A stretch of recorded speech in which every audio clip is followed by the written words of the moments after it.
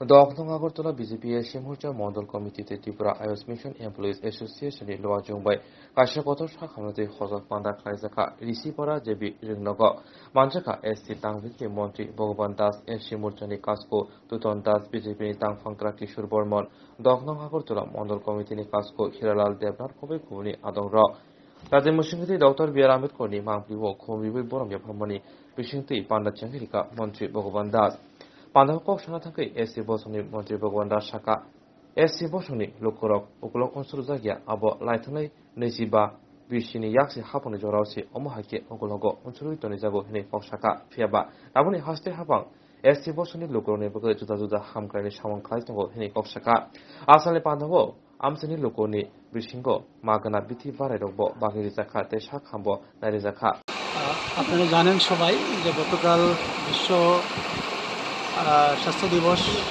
দিয়েছে এবং আমরা স্বাস্থ্য দপ্তরের পক্ষ থেকে সেটা পালন করা হয়েছে প্রত্যেকটি জায়গাতেই।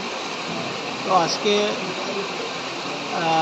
আমরা ভারতীয় জনতা এসসি মোর্চা এবং আয়ুষের পক্ষ থেকে এই জায়গাতে আমরা এই স্বাস্থ্য মেলার ব্যবস্থা করেছি।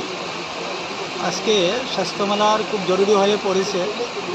আমরা বিভিন্ন ধরনের মেলা দেখেছি বা করে থাকি অতীত থেকেই, কিন্তু এই ধরনের স্বাস্থ্য মেলাটা তার যে একটা বড় গুরুত্ব রয়েছে, তার যে একটা মাহাত্ম্য রয়েছে, এটা আমরা প্রত্যেকটা জনসমক্ষে আমরা নেওয়ার জন্য এই প্রয়াস নিয়েছি। এই ধরনের কার্যক্রম আরও আগেও চলবে, আমরা আগেও করেছি। তো আমি আশা করব এই স্বাস্থ্য মেলায় আমাদের এই প্রয়াস তথা স্বাস্থ্য দপ্তরের এই প্রয়াস যৌথভাবে ত্রিপুরা রাজ্যের আপামর জনগণের বড় একটা সহায়ক হবে এবং ভালো ভূমিকা সেখানে রাখবে।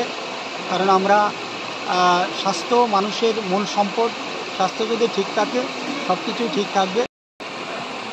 বামফ্রন্ট বরাবরই বলতো যে পিছিয়ে পড়া, সেই শব্দটা নিয়ে আপনি কী বলবেন?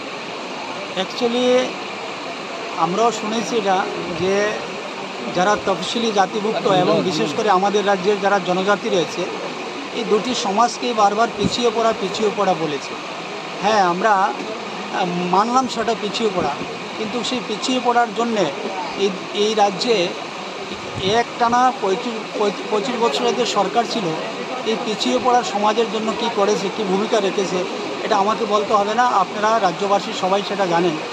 আমরা যদি বলি এটা ভুল হবে না যে এই 2018 সালে ভারতীয় জনতা পার্টির নেতৃত্বে সরকার হওয়ার পরেই এই তফসিলি জাতিভুক্ত তথা জনজাতিদের জন্য মূলত কাজ শুরু হয়েছে এবং ইতিমধ্যে অনেক দূর সেটা এগিয়ে গিয়েছে।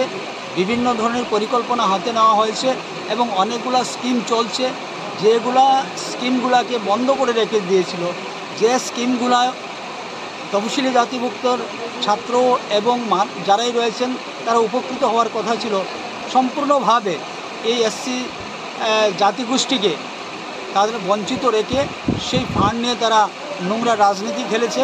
আজকে সত্যিকারের এসসির অর্থ এসসির কাছে যাচ্ছে এবং তাদেরকে আর্থিকভাবে স্বয়ংসম্পূর্ণ করার জন্য সরকার বড় ভূমিকা রেখেছে এবং প্রত্যেকটা পরিবারকে, ছেলেমেয়েদেরকে তাদের ভালো শিক্ষার ব্যবস্থার জন্য আজকে এই স্কিমগুলা সঠিকভাবে পরিচালিত হচ্ছে। অতএব এই অল্প দিনের মধ্যে এসসি জাতিগোষ্ঠী অনেক দূর এগিয়ে গিয়েছে। আমি আশাবাদী আগামী দিনে আরও অনেক দূর এগিয়ে যাবে, আর পিছিয়ে পড়া জাতি হিসাবে এসসি এবং এসটিরা থাকবে না।